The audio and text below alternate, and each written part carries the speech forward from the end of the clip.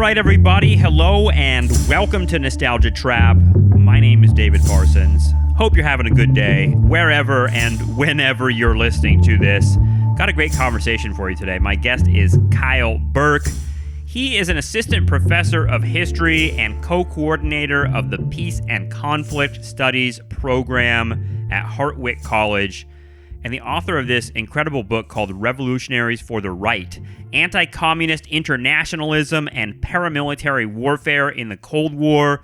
That's mainly what this conversation is about. I wanted to ask him about the things he writes about in this book, which is about sort of the things, you know, when we tend to think of like guerrilla, anti-communist groups fighting against their governments throughout the Cold War, we tend to think of those as like sort of like U.S. sponsored, state sponsored, even like, you know, CIA projects, etc. What Professor Burke shows us in this book and what he talks about in his conversation with me is a sort of other side of that, which is sort of like the grassroots, right-wing, anti-communist movement that's really envisioning itself as a revolution, a right-wing anti-communist revolution. These are the true believers, the true fucking psychos that are funding paramilitary groups around the world throughout the 1950s and into the 1980s. And then this conversation we then talk about sort of what happened afterwards and where that energy goes and what we can think of when we think of like QAnon and the January 6th Capitol siege. Where do we fit that into the longer story of these grassroots anti-communist revolutionary psychos? I don't know if Professor Burke would put it that way, but that's how I put it. What happened with that and where is it? Because it feels like it's actually more active than ever. So this is a really fun conversation. I hope you enjoy it. We will get to it in just a minute. I wanted to make sure that everyone heard, you know, I put this announcement out on the Patreon and on Twitter, etc., but you might not have heard that I'm very excited to be starting a project, part of Nostalgia Trap, I'm calling Nom TV. Nom TV is going to be a video lecture series for subscribers only, where I get into the sort of version of the Vietnam War, the whole narrative, the whole history that I want to tell. This is sort of like the anti-Ken Burns. And I think of it as sort of like a sketch for perhaps a future documentary that Peter and I dream of making, and sort of like, you know, putting this stuff into, you know, a more formal film documentary project somewhere down the line. But for now, I just feel like I need to get this stuff out. I haven't been able, you know, to teach the Vietnam War for a long time. I think I've documented a little bit of, you know, my frustrations in finding courses to teach in history departments. It's you know, this is a national problem for history scholars. I know that. But it's just impossible to find anywhere to teach the Vietnam War anymore, which kind of what that means to me is that no one is learning about the Vietnam War or talking about it in any way anymore. So I want to sort of bring that out of the academy and out of the sort of you know, like school setting and try to think about how to present this material in different ways. Part of this is because, you know, I've been thinking about and teaching and writing about the Vietnam War for like 15 years as a professional historian. Like 5 years of that was spent working on a major museum exhibition for the New York Historical Society that opened in 2017. And those years were highly instructive to me for a number of reasons. Partly because I had to sort of synthesize a narrative of the war alongside all these other scholars. And figure out, you know, how to balance all these different perspectives. I thought a lot about how to sort of present this material to the public, sort of a diverse public that's going to come through the doors of a New York City museum. And I thought a lot about sort of what I would be able to do if I didn't have to answer to the institution and all the other scholars. You know, there were lots of ideas that popped into my head that I just wasn't able to either articulate or get into the mix. And all of those things, alongside teaching the war to undergrads for years and years, was something that I think I want to share, and I want to dive into and present, and try to figure out a way out of dealing with this history, because it's something that I feel like the Ken Burns version of the Vietnam War is still firmly lodged in the American imagination, and I feel like that's a problem. So I'll have lots more to say on Nom TV. If you're interested in that stuff, go over to patreon.com/nostalgiatrap. I have a whole description of what we're doing with it, and you can subscribe to get the episodes and support the project. I really appreciate it. And thanks so much for the subscribers in general. Patreon.com/nostalgiatrap is where you do that. More than half of our content is on Patreon, so that's where a lot of our episodes and videos and book reviews and movie episodes are there. So if you want to check that stuff out, please do so. We appreciate it. And enjoy this conversation. Here is me talking with Kyle Burke. All right, Kyle Burke, thank you so much for joining me. I was looking at the UNC, University of North Carolina Press website, looking at books through there, and yours absolutely caught my eye. And I want to say the title of it before we get started. Your book is called Revolutionaries for the Right, Anti-Communist Internationalism and Paramilitary Warfare in the Cold War. So many buzzwords that lit me up on my imagination there. But thanks for joining me. I appreciate it. Thank you, David. It's a pleasure. I'm wondering, sort of, I studied the left, and my book was about the left during the Vietnam War. And I feel like there are just so many different directions you can go in graduate school when you're thinking about studying American history. I'm wondering what it is that brought you to studying the Cold War, but more specifically the right, because like writing about the right seems like a very specific sort of direction, if that makes sense. Yeah, I mean, I suppose I've always been interested from the time I entered undergraduate in the far right. When I was undergrad, I wrote about the Klan, also wrote about that in a master's thesis. And then I was in graduate school at Northwestern, and in your first year, kind of kicking around for what becomes like another master's thesis that you just kind of get while you're there. And I'd read about the papers of Clarence Mannion, who I didn't know at all at that time, but I came to know him very well as leading radio host in the 1950s and 60s, probably the greatest influence of any kind of conservative thinker, intellectual on the U.S. body politic. And his papers were all stored in Chicago. So I was like, I'll just go down there and take a look around and see what I could find. And as I was sitting reading the transcripts of all of these shows that he did, generally 40 shows a year, I kept coming across an array of figures from all over the world, anti-communist dictators in Guatemala and Nicaragua, like Manuel Irigoyen Fuentes and Anastasio Somoza Debayle, Chiang Kai-shek from Taiwan, a slew of South African and Rhodesian figures, making numerous appearances per year. Something like 20 to 25% of the shows per year had foreign guests on them. And I'd read a fair bit at that time about the rise of the right in the United States, and none of that literature prepared me for what I was reading in the archive. And it began to set me on a path of thinking about how the rise of the modern conservative movement was bound up with the evolution or development of kindred movements elsewhere in the world that generally found a common purpose through anti-communism, but a host of other concerns would also link them together too.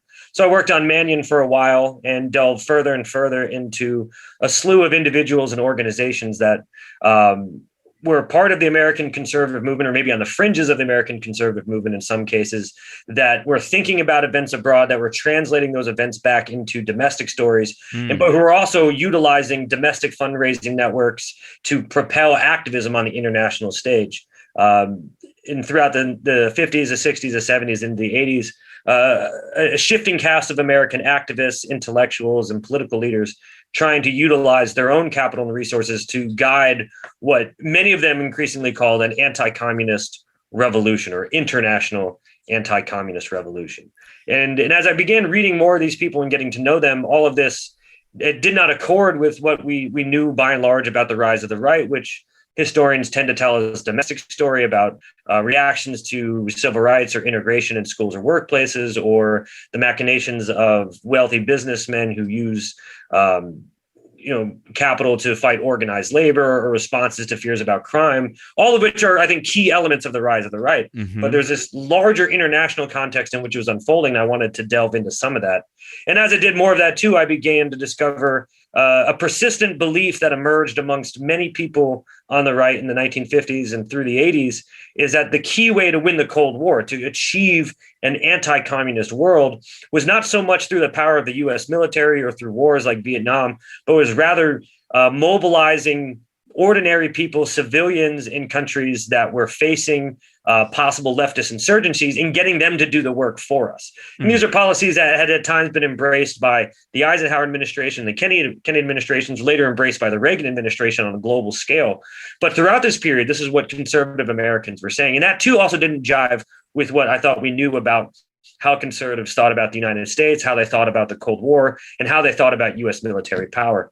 By and large, we're inclined to think of them as firm supporters of U.S. military intervention, firm supporters of Vietnam or the Korean War. And at times they were, but they were as often as frustrated by the lack of results that those wars brought. And so the better solution throughout much of this period, and ideas that are really absorbing from their allies elsewhere in the world, is give us the guns and let us do the dirty work and get out of the way. And this will guide a future in which they imagine as a revolutionary one, that totalitarianism as they understood it, and imperialism, which they understood to only exist in a Soviet context after 1945 or 1960, would be eradicated from the world. So it's a really kind of macro historical project that they were imagining, although rarely succeeding.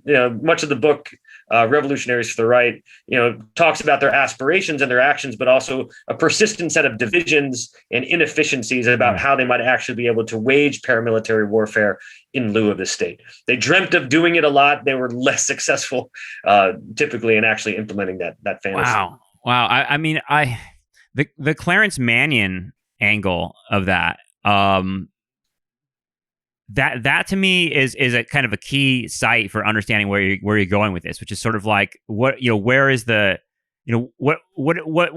what role does the rest of the world play in the conservative imagination? And it's funny because I'm sitting here thinking about, like, okay, how do I narrate in my classes, and how have I narrated the sort of history of conservatism? And you're right. I mean, it's often seen as a reaction to, I would even think of like the New Deal. I'm thinking about like Father Coughlin, that's a sort of like very common, like PBS sort of image of like what the conservative movement's origins were. I mean, right. Can you talk a little bit about that sort of like that sort of media angle? Because obviously my mind is lighting up thinking about figures like Alex Jones and Rush Limbaugh, and like sort of radio as a site of conservative sort of brainstorming about what their ideology was. It seems like that's a pretty key site for it. I haven't thought much about Mannion. I wonder if you can tell me a little bit more about where he comes from. So Mannion fits very much into that mold, where beginning in the 30s, where wealthy conservatives, the emerging set of conservatives that are arriving in opposition to the New Deal, are trying to deal with the fact that most Americans don't believe what they're saying, and they're supporters of the New Deal. They're in labor unions or something along that, and they're struggling on the federal level to resist what they imagine to be encroachments on individual liberty and economic liberty. And so they find themselves losing that battle. But by the 1950s, they've made a conscious decision to shift their organizing and begin focusing and trying to convert the people that so far have resisted, that find themselves to be supporters of the New Deal. And that's why radio programs in particular become so effective. They reach millions of people. We were tempted to think of like the leading conservative publication as being the National Review from the 50s and the 60s and the 70s. That had a subscribership of around 50 to 60,000 at its peak.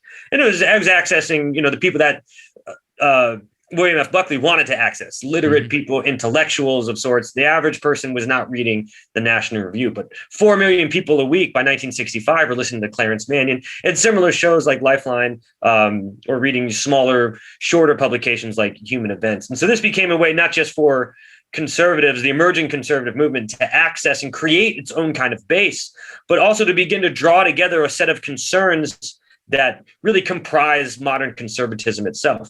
Opposition to federal spending, opposition to civil rights and integration, support for U.S. military interventions, but in a particular kind of way, almost as a last resort. Fears about individual liberty and overbearing government quashing gun rights.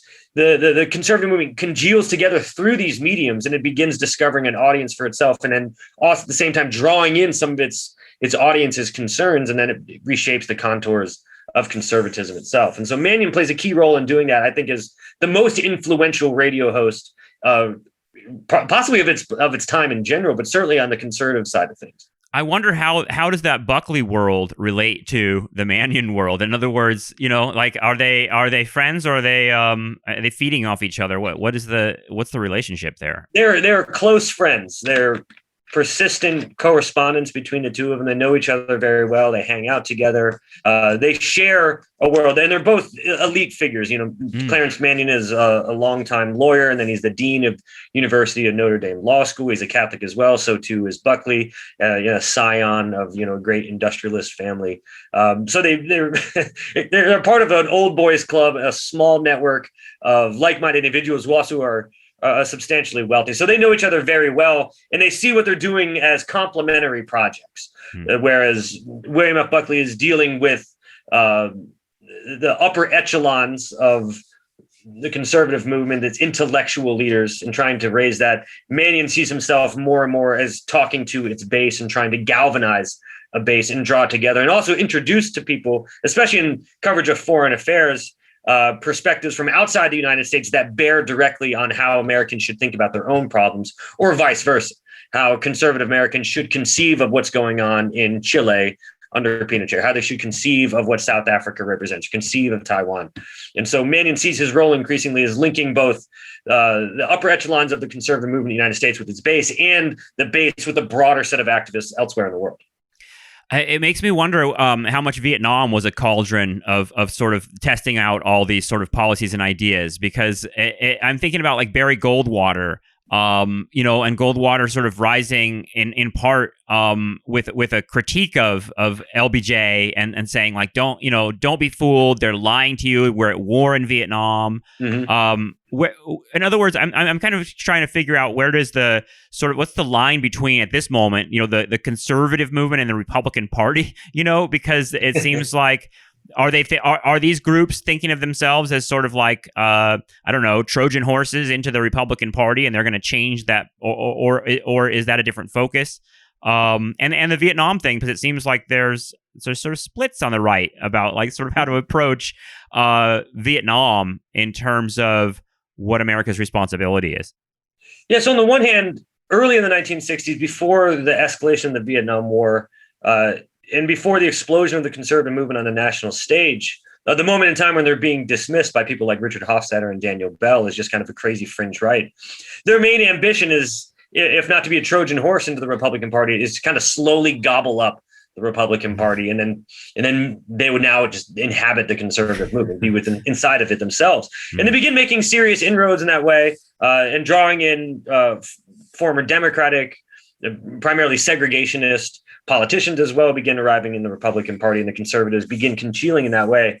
And Vietnam strangely serves as both a unifying force initially for them, and then also an increasingly divisive force amongst conservatives and Republican leaders, chief among them Richard Nixon, who they find has actually abandoned the Cold War, and he's abandoned anti-communism. At the early part of the war, they find themselves very difficult to distinguish a position from what Lyndon Johnson is doing, which is that the United States has to fight in Vietnam, that the stakes of it are as high as they can get. If the United States cedes South Vietnam, other dominoes will fall and so on. That's basically what conservatives are saying too.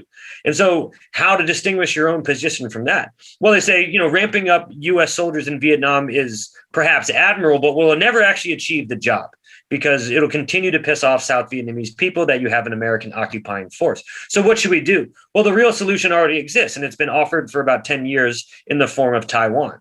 Chiang Kai-shek, the leader of Taiwan, anti-communist dictator, has long talked and received strong support from American conservatives about this quixotic plan that he has to go back and invade mainland China and knock out the People's Republic government, and then put himself into power. And as such, having the anti-communist China could then expand south and knock out remaining allied leftist and communist movements in Vietnam, Laos, Cambodia, wherever it might be. And so they begin articulating this plan. It's ill-formed, but it begins to suggest a pattern of action that they've seen elsewhere too. They saw it in Hungary in 1956. That ordinary people are ready to pick up guns and fight against Soviet occupiers, even within countries that have been kind of dominated by the Soviet Union or have strong connections to it. And so this can happen elsewhere too. And so they begin to make this argument. By the time Nixon enters office, they look at Nixon as one of them. He represents the conservative movement. But in domestic policy, they find that many of his priorities are out of touch with what they want, or that Nixon's not moving fast enough, or he's kowtowing to liberals. He's actually having a very different game, I think, which is hollowing out liberalism without really saying that he's doing it, and implementing all sorts of conservative policies under the aegis of liberal programs. But in foreign policy, by 1972, as Nixon begins talking about détente, and as he's seeking withdrawal from Vietnam, American conservatives are saying, well, what have you done? You're giving up on the Cold War. You're giving up on the notion that the main purpose of the United States and its anti-communist allies isn't to seek accord with the Soviet Union, but is to seek total victory over it. And so with that idea in mind, conservatives of the particular stripe that I'm writing about, internationalists who spend a lot of time thinking about what their allies elsewhere in the world want, see that the Republican Party perhaps is no longer the vessel for the particular vision that they have of anti-communism and how to achieve the victory in the Cold War. And then they find another figure in the form of Ronald Reagan by 76, and certainly by 1980, Reagan adopts much of their priorities. On the one hand, he talks a great deal about revamping American military might, largely in an illusory sense. We're going to spend a lot more on Star Wars or big weapons or missiles. We're going to spend a lot more on large infantry and these kinds of things. But also, we're going to give the right money and technology to the right people and make sure that ordinary people in Central America, Southern Africa, Southeast Asia, elsewhere can go ahead and fight the Cold War for us. And so this notion of how to win the Cold War has been running throughout it. But by the 70s and 80s, it begins to figure very heavily into how the Republican Party is actually styling itself. The Heritage Foundation by 1985 is writing policy papers, basically saying the United States should be doing in every single country in the world what it's already doing in Nicaragua, which is secretly and illegally funding a guerrilla army to fight against a vaguely leftist regime. And that seems like the focus of a lot of your work is sort of that particular angle of funding the guerrilla, like these like sort of in our imagination, this sort of like ragtag group of freedom fighters. It makes me think of the sort of famous ending of what is it? Is it the third Rambo film, where he's in Afghanistan and it's like the brave Mujahideen fighters or something like that at the end? Right. Yeah, it's sort of like I feel like that's partly like a story that we tell through like the CIA. Like the CIA made these, like sort of supported these covertly. But your story sort of goes back and sort of tells a different angle on it, right? In terms of like the conservative movement and anti-communism as this flexible ideology, but one that a particular strain of people are sort of creating what you call the Anti-Communist International. And I wonder, like, what is their global sort of vision? Why are they so? Is anti-communist internationalism, is it a form of like hyper American nationalism, in that sense? And I just wonder, like, sort of how they relate to the state and all this sort of CIA sort of narrative that we're used to. Yeah. So the term anti-communist international, right, as you're saying, refers to a pretty broad range of movements and actors all around the world who take anti-communism as their main organizing principle, and therefore are able to see in other anti-communist movements reflections of themselves and the potential for a kind of alliance. And Americans discover that world kind of late. It's already begun being built in the immediate wake of the Second World War, as groups from Eastern Europe, many of whom have been fascist collaborators, have fled to Western Europe and begin bonding with each other and saying the way to roll back Soviet gains is if all of us can launch coordinated national uprisings behind the Iron Curtain, whether in Hungary or in Ukraine or anywhere else. And at the same time, they begin reaching out to figures in East Asia, centered on Taiwan, and then also allies in South Korea, and then later South Vietnam, who are making a similar kind of argument about China. So by the time Americans begin showing up on the scene in 1955, 56, 57, and 58, this world has been firmly established. Americans are entering into a complex international movement, as I think of it, that they don't fully understand. They don't actually know who they're dealing with, especially less well-known activists. They know who Chiang Kai-shek is. They don't know very well who Yaroslav Stetsko is, a Ukrainian nationalist who collaborated with the Nazis in 1941. Well, I was going to say, like, just not to interrupt, but I mean, it reminds me of Ho Chi Minh as well, because they like the OSS is in the 40s and 50s, trying to figure out, and there's so much of them, like, just literally, is he a nationalist? Is he a communist? Is he connected to China? Is he connected to the Soviets? And really scratching their heads about it, and it's kind of stunning considering, like, how much military resource was like launched, based on this sort of guesswork about the sort of level of connection and conspiracy that Ho Chi Minh was involved in. Right. And the same thing's happening here, where they're feeling each other out. They know that they all don't like communism. And that's where they can bond over most clearly. And that becomes the basis that there has to be coordinated anti-communist uprisings supported by already established anti-communist states. And this is how the forces of anti-communism can congeal. In some places, they're already well established. Others, they're seething with popular revolt and resentment ready to go, but they're currently dominated by leftist or Soviet-backed or Chinese-backed government. And that's the only real glue that they have. All these other concerns, they kind of sweep under the rug. Well, all these groups are basically Nazis. They're firmly anti-Semitic. Well, these other groups are firmly white supremacists. Where do we position ourselves in this? And as long as they can keep the focus on anti-communism, there's a possibility of an alliance. But as Americans in this first I write about two waves of the Anti-Communist International in the book. The first wave in the 50s and 60s is people like Clarence Mannion and William F. Buckley, wealthy, successful, and influential conservative leaders in the United States, trying to gain control over this big, messy movement that's unfolding through a variety of groups and institutions, some of which are well organized, other which are hardly organized at all, and saying, well, how can we make this into a real international movement that has political force in all of its countries and can begin this project of rolling back communism?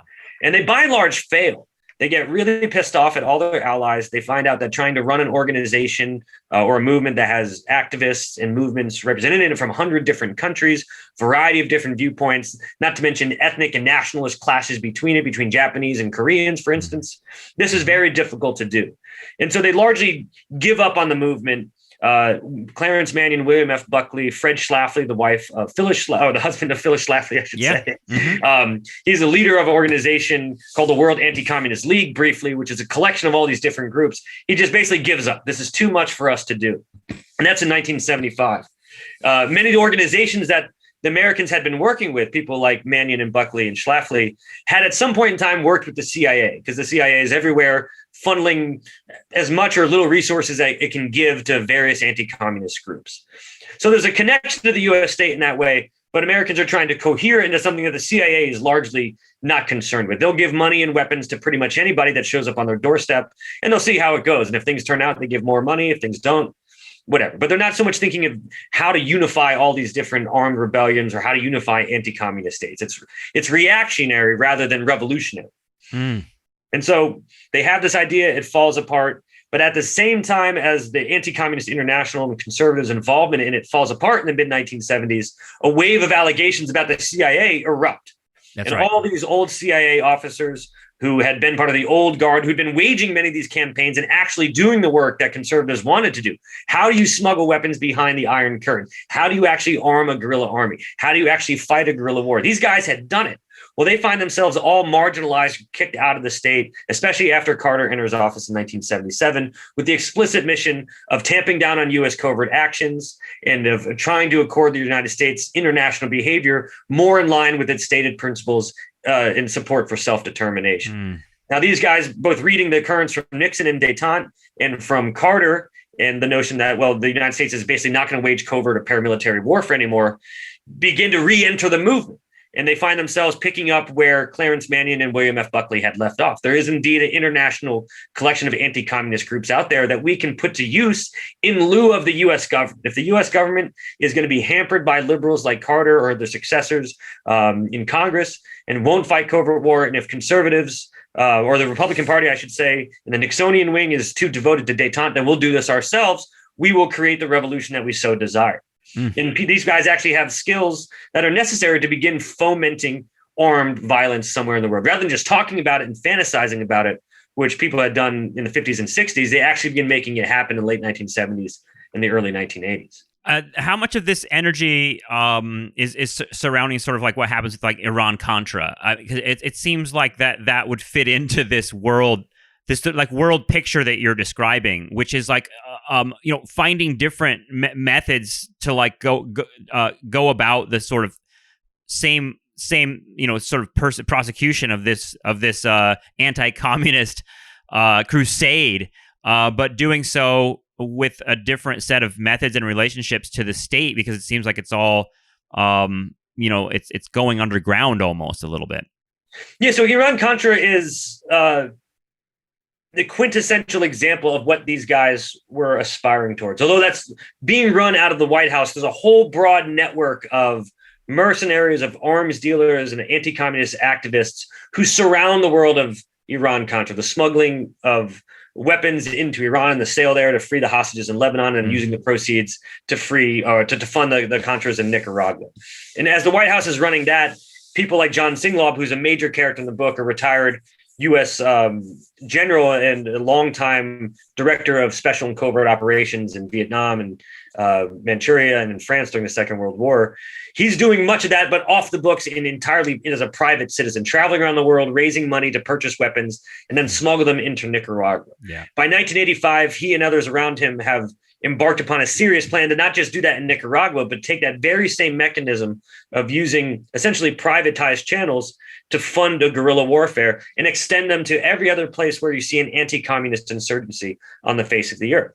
And this accords with the Reagan Doctrine, which was Reagan's avowed policy of supporting anti-communist liberation movements with the force and the weight of the U.S. government behind it. But in Nicaragua, it runs into problems with Congress. Congress says that the CIA can no longer send weapons into Nicaragua. In Angola, there's a series of laws already in the book preventing U.S. forces from sending weapons there. And there's all sorts of legal constraints and kind of tokenistic support. And so they say, well, we're going to fulfill the president's mission. He wants to have a worldwide anti-communist struggle waged by anti-communist paramilitaries, and we'll do it by ourselves.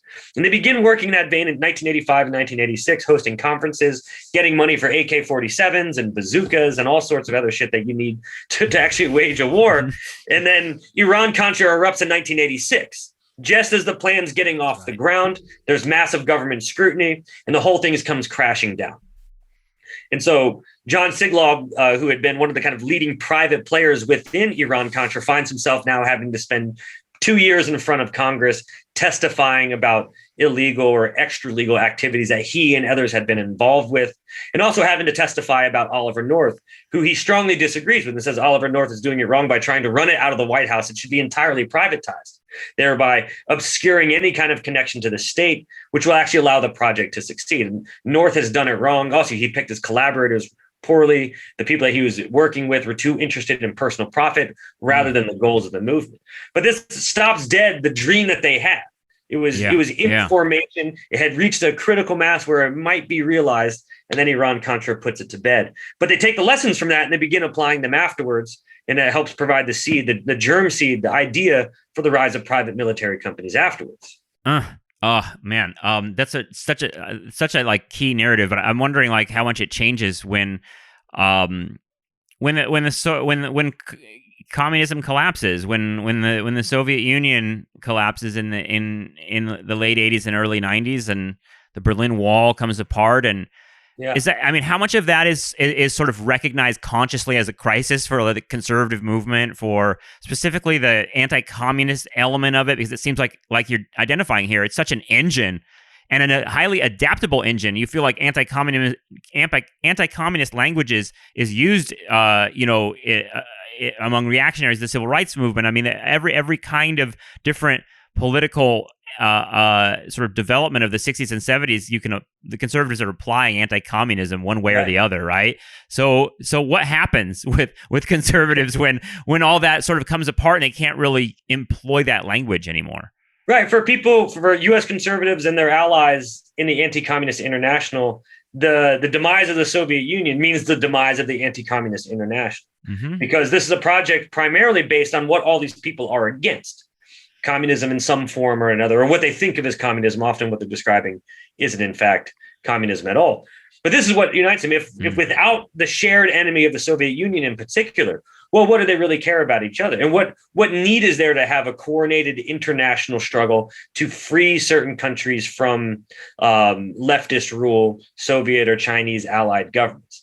That thought begins to dissipate, and conservatives discover that formerly communist countries are actually quite receptive to their message, particularly neoliberal economics. And this isn't so much a problem. So anti-communism as a glue that's knitting conservatives together with a set of allies all around the world, all of a sudden dissipates.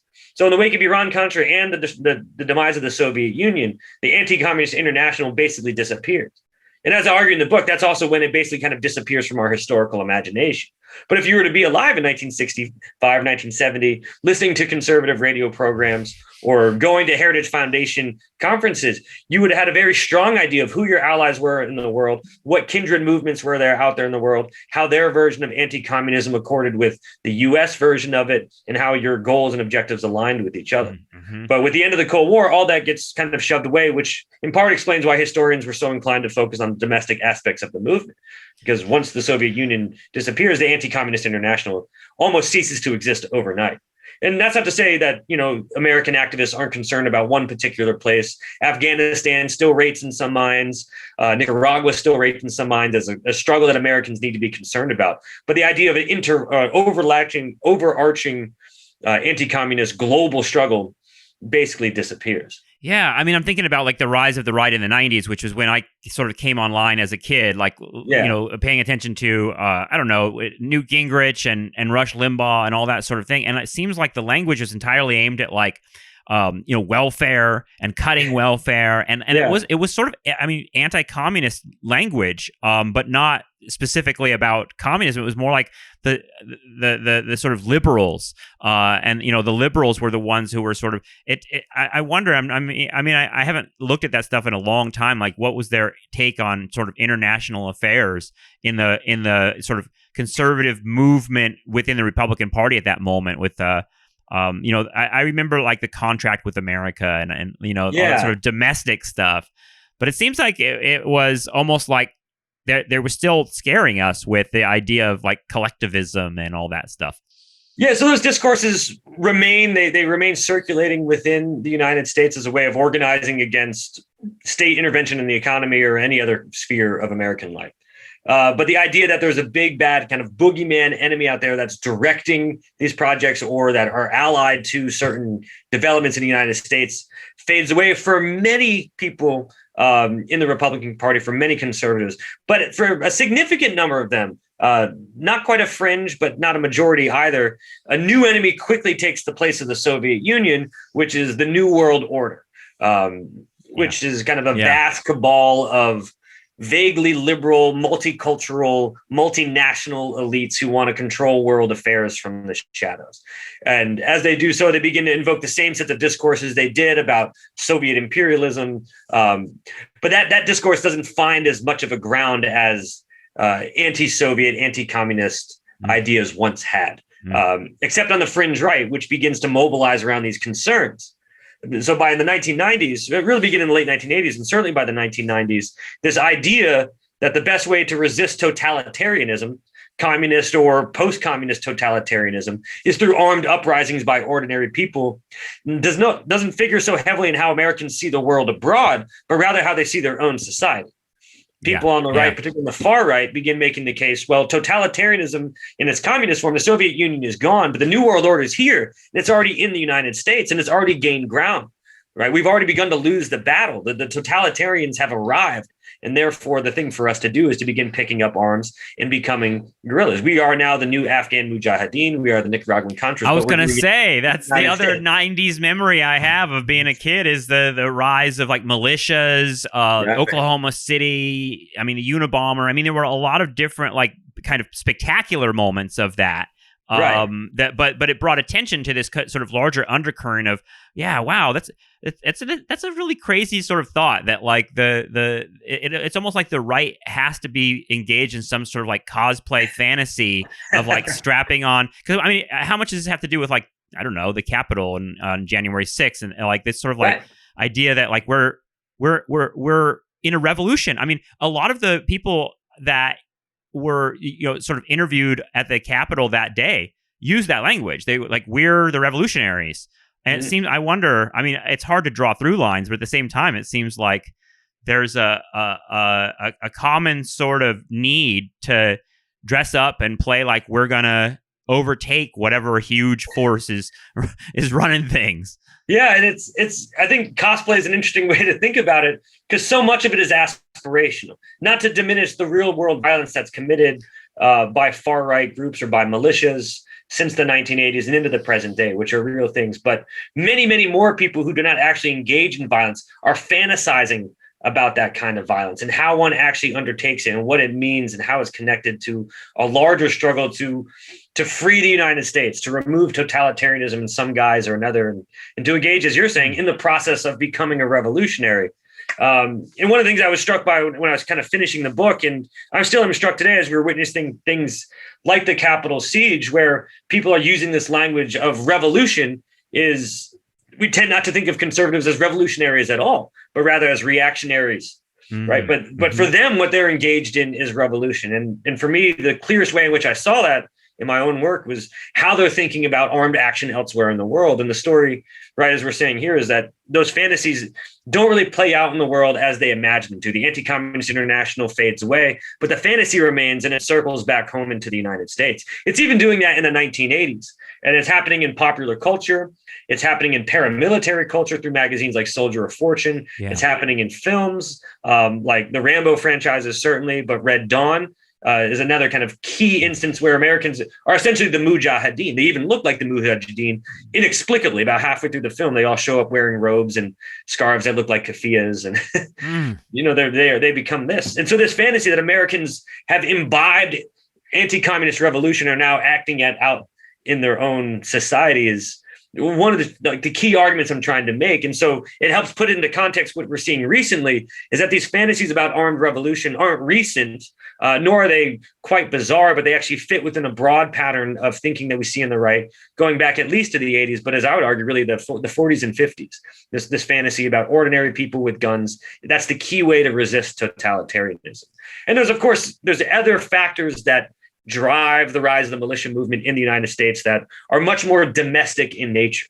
But this fantasy about how to utilize weapons and what weapons mean, what kinds of activities people should engage in, what a guerrilla movement would actually look like, is much more, I think, inspired by how they're thinking about kindred organizations elsewhere in the world. And the interesting thing as well is that after the Soviet Union collapses, after the end of the Cold War, they find themselves less inclined to identify communist guerrillas as their enemy. They don't like communists. They still have an anti-communist worldview, but they begin making the case. So we can learn just as much from leftist guerrillas as we can from rightist ones, probably more so because they were actually much more successful in the 20th century than right-wing guerrillas were.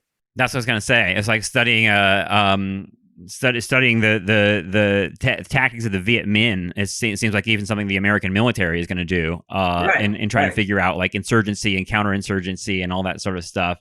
How much? I mean, it seems like conservatives also, or when I say conservatives, I mean the group of people you're talking about, the sort of like the ones that are imagining a sort of revolution from below.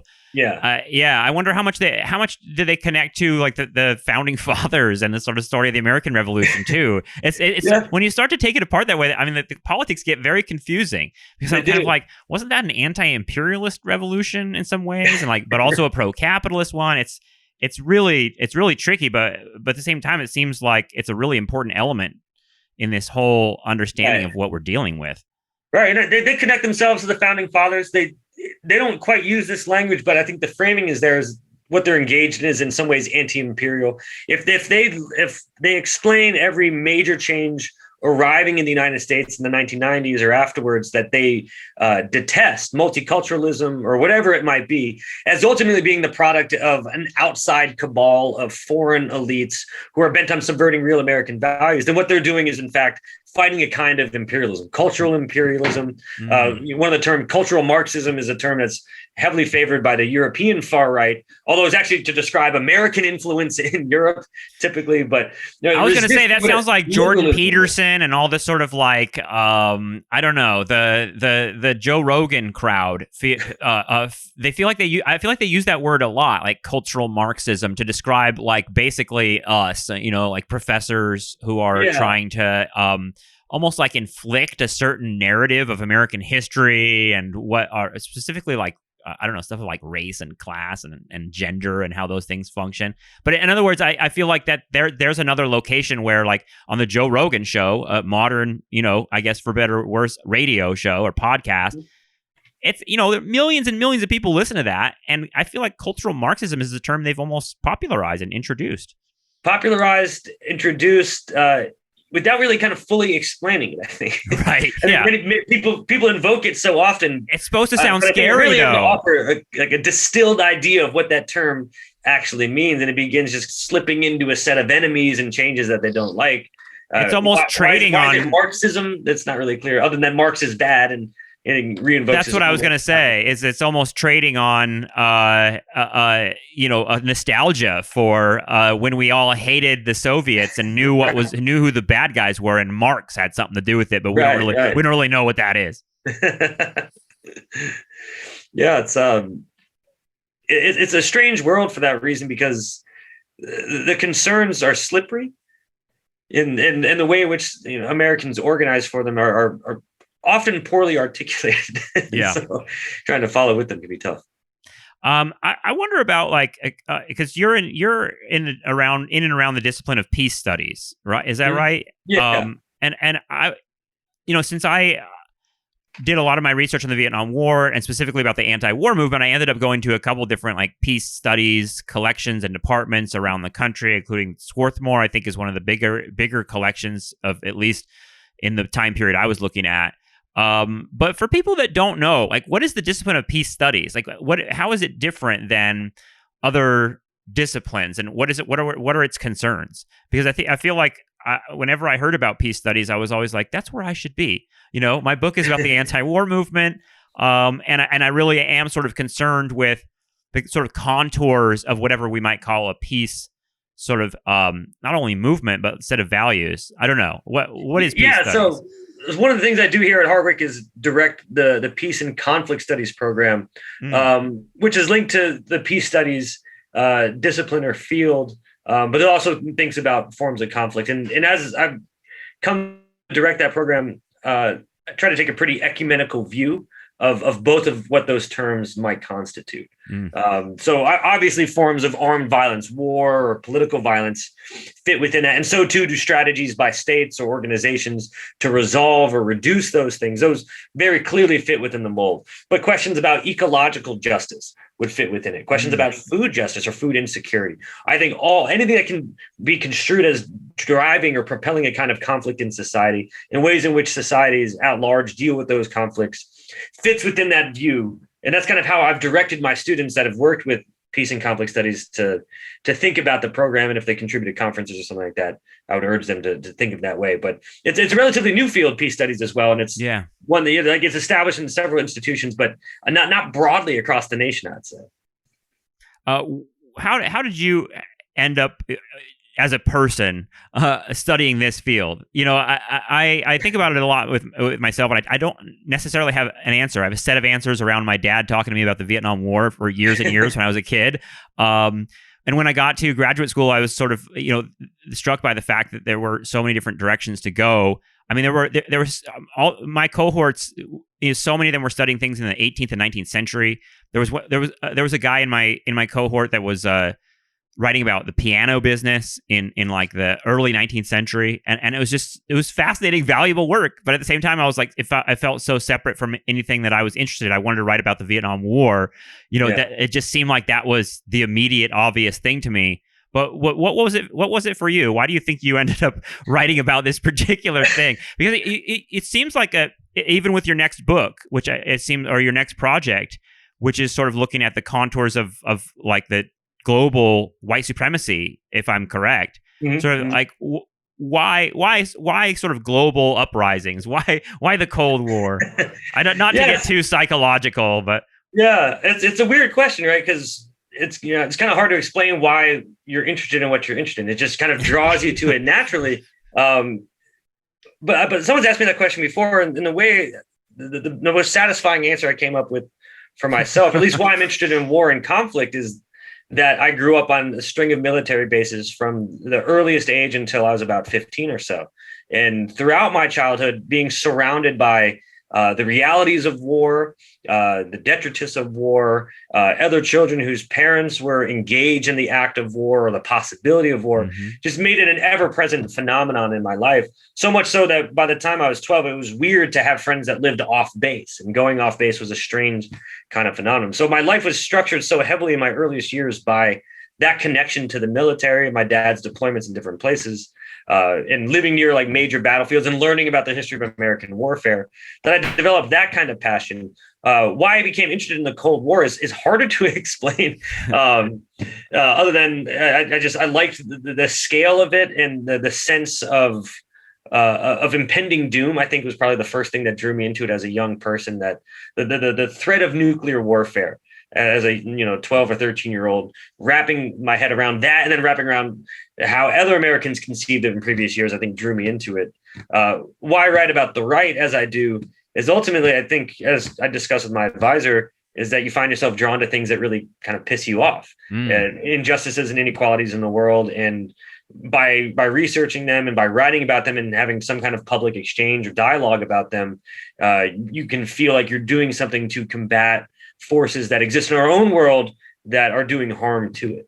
And I think to some small extent that explains why I might be involved in that kind of writing. Whether or not I'm successful in that regard is a totally different thing. But it's the sense of being engaged in something that you value today. No, it's not always true about all research, I imagine, but it certainly is for me in this case. Yeah, no, I mean, I feel like what I try to do, on this show, when I talk to people about various, bits of history they've written about, is try to connect it. Even the piano guy, like sort of is talking about capitalism and is talking about consumerism and that sort of thing. I wonder, in terms of capitalism as the other like C word of the 20th and 21st centuries, How much of the because you mentioned like anti-communism as an ideology is kind of strange because it's like it exists to be against something. Yeah. But how much of it is just capitalism? Is just capitalism doing its thing, and it's in that sense, defending its turf, and how much is capitalism even a vision of the people that are perpetrating this anti-communist revolution? I think about it. It's confusing to me because I'm thinking about QAnon and the Capitol siege, and I'm like, is that anti-communism? Is that are they doing the work of capitalism here? Like it's really sort of intense to think about. I wonder what your thoughts are on that. Yeah, it's during the Cold War period. Most of the people that would find themselves in the Anti-Communist International would identify as capitalists, but that's a pretty big tent too. What kind of capitalist? The Americans that are involved, especially by the 1970s and 1980s, are essentially what we call neoliberals today. The most lean and mean form of capitalism. The state removed as much as possible from the operations of capitalism as possible. Meanwhile, their allies from Eastern Europe, who are mostly Western Europe, so they are in the Gulag system, are more akin to fascist forms of the economy, or corporatist forms of the economy. You find a great deal of in their Latin American allies. So there's some notion that capitalism is a part of it, but these are concerns that they, by and large, attempt to gloss over. And this is why they're so nimble afterwards to discover then formerly communist countries are actually quite receptive to the message of neoliberal capitalism, particularly how it enriches a certain set of society and how it can provide a certain kind of model of growth. And so capitalism in that sense doesn't provide the glue for them. And yet, ironically, once the Cold War ends, it actually knits together a whole different set of actors together and marginalized corporatists and marginalized kind of fascist economics, such as they were. Yeah. I'm thinking, yeah, go ahead. Yeah, no, I'm thinking about China and who knows what the direction of things are. But there's a lot of people talking about like a new Cold War and sort of this, rising competitive sort of, world landscape. And it just makes me think about like where this sort of conservative movement places itself with regard to that, because it seems like even in the language of quote unquote conservatives, you hear almost like tones of anti-capitalism, like, you know, from the right. And that part of it seems like it's part of what we can expect in the future. Yeah, you hear it on the right. You hear it from established leaders. You hear it from fringe groups as well, who point to workings of American capitalism that have impoverished white Americans, in addition to other Americans as well, and that the system is rigged. You find some groups beginning to shoehorn socialist critiques of capitalism into their own worldviews. You find this in British and American far-right groups in the 1990s, which is another kind of liberating thing about the end of the Cold War, is that, well, there are alternative ways to organize economies that might actually work out better for working classes. In their case, you know, the racial bedrock of societies is a white working class in changing industrial economies. Well, perhaps there are lessons that can be learned from command economies that could apply here and there. And so those ideas begin to populate the far right in weird ways, and they begin butting up against the ideologies that had already been there, that, you know, capitalism is essentially the reigning system and the way to maximize individual liberty. So it becomes remarkably flexible in that way.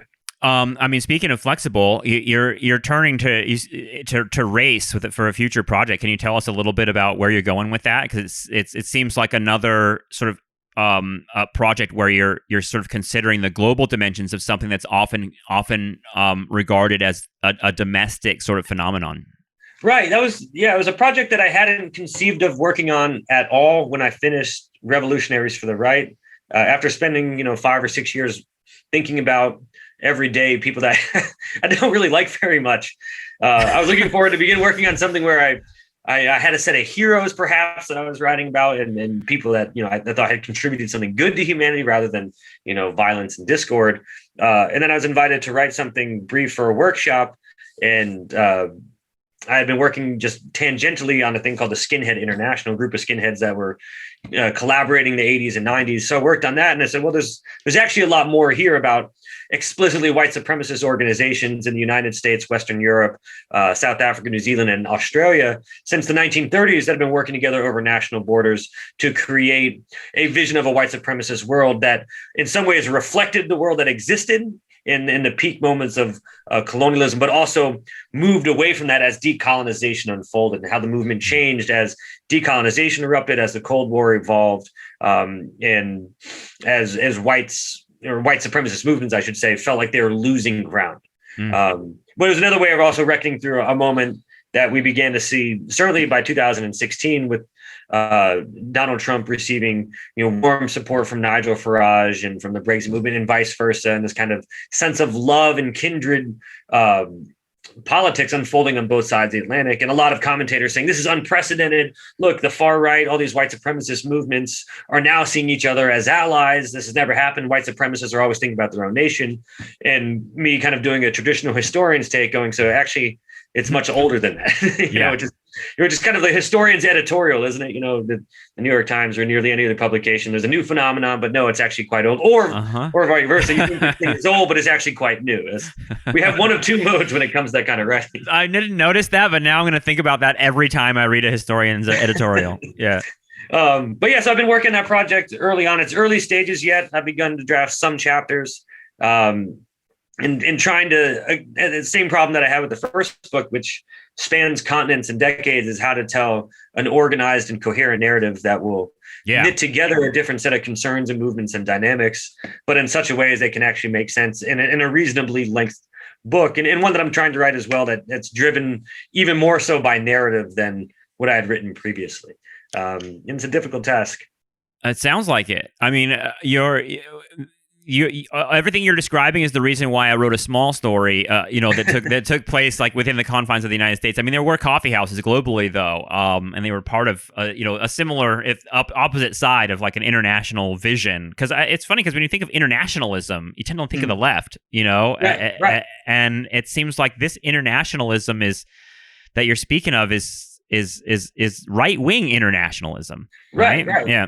And that's, I think, if I had to define what I think is the big contribution of the first book, and what hopefully would be a contribution to the second one, is that when we think of internationalism as a historical force, to not immediately code it as left. which is so deeply ingrained in us. And it's obvious because the left is thoroughly international, and the vision provided by socialists and communists is deeply international in its origin. The creation of a world system linked by class rather than race or ethnicity or nationality.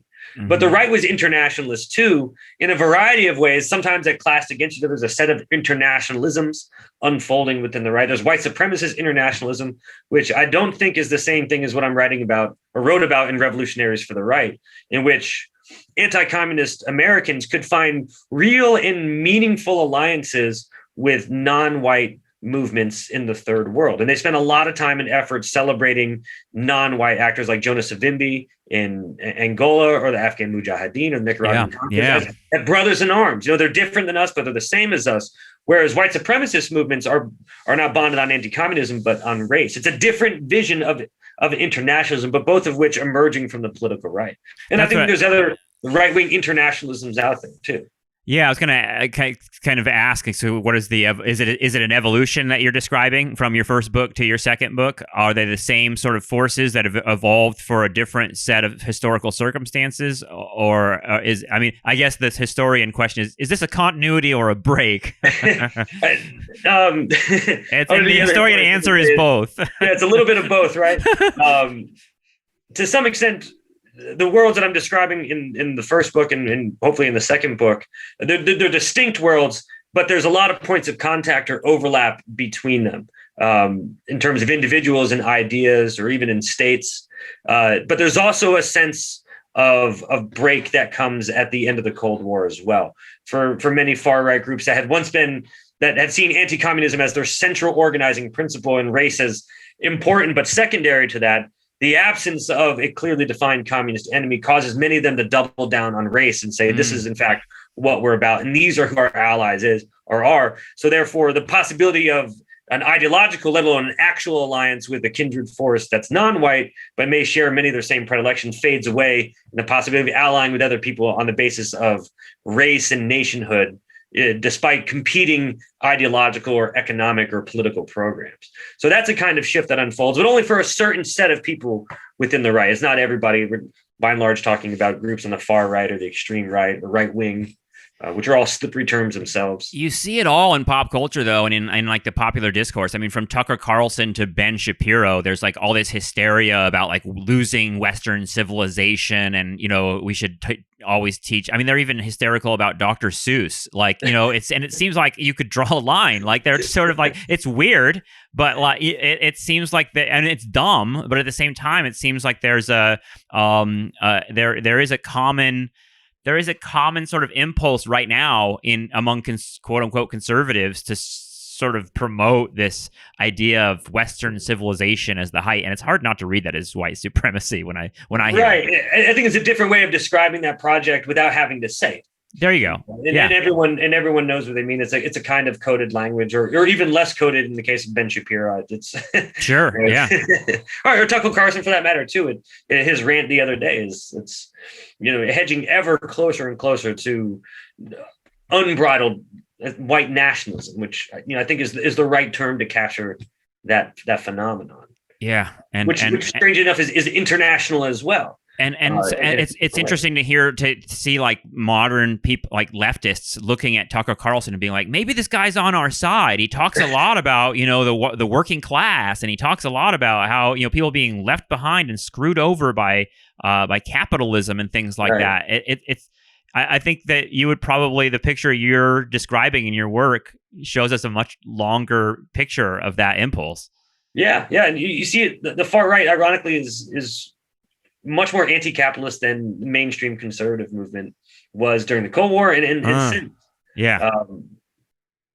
In part because their overwhelming focus on race draws them into concerns about the white working class in ways that mainstream conservative Republican policymakers by and large pay lip service to, and they feel like this is where we're drawing the bulk of our movement from. This is where we can make the biggest difference. And there are people, at least leaders and many activists, are people that feel the shifts of neoliberalism and deindustrialization in their personal lives and recognize that these things aren't good, and that many of them make the argument Republicans, conservatives are, in an economic sense, not that much different than liberals. They're both essentially looking out for the wealthiest 10% or 1% of the United States, and that's not us. Right. And so these critiques of capitalism begin to filter into it, but they're critiques, right? It's not an entire worldview, an anti-capitalist worldview. They're placed in there. Yeah, no, I think that's why there's so much sort of writing about what happened in the Capitol, and people try to figure out the contours of it, in part because there's not a lot of understanding of how these things intersect. Right, and it's a kind of a stunning event, and I'd predicted before the election, I was sure that there'd be some kind of unrest, although like everybody else, I couldn't quite say what it would be. And that's nevertheless defied my expectations of what was kind of possible in the United States. It shocked me to me. And I feel like I'm as well prepared as nearly anyone to consider the capacity that the far right has to organize violence and to enact that violence. And yet I was stunned by what happened that day, and in the narration of those events by the actors themselves. And, many Americans condemned it, but many do not, and see within that, the seed for continuing, if not violence, then at least agitation in the United States and continued forms of strife. And, I think that's in part that vein of thinking that, the United States is approaching a moment of civil war. Yeah. And this is happening in other societies too, is in part what drew me into working on the second project. It's also what makes it difficult to write about that kind of stuff, because it's an evolving phenomenon that you're experiencing yourself. And so as you do so, it changes your views of what's happened in the past, and then also begins to extend the chronology that you have to tackle into like last week. I was going to say, you've set up some challenges for yourself, but at the same time, I think you're writing about and thinking through such vital stuff. And I love that it's like live history, that we're sort of engaging in when we're thinking about this stuff in particular. Yeah. Kyle Burke, thank you so much for joining me. I really appreciate it. This was a really fun conversation. Thank you, David. It's been a pleasure. All right, I think that's going to do it for today. I want to thank my guest, Kyle Burke. Go check out his book. It's called Revolutionaries for the Right, Anti-Communist Internationalism and Paramilitary Warfare in the Cold War. I think it will be of much interest to a lot of folks that listen to Nostalgia Trap. And speaking of folks that listen to Nostalgia Trap, if you like our stuff, please support it at patreon.com/nostalgiatrap. Extra incentive to subscribe to the show right now, because next month we're starting Nam TV, which is my take on the Vietnam War and all of that dirty history. We're going to have fun with that, and come join us, please. Patreon.com/nostalgiatrap. Thanks so much. We'll talk to you soon. Bye-bye.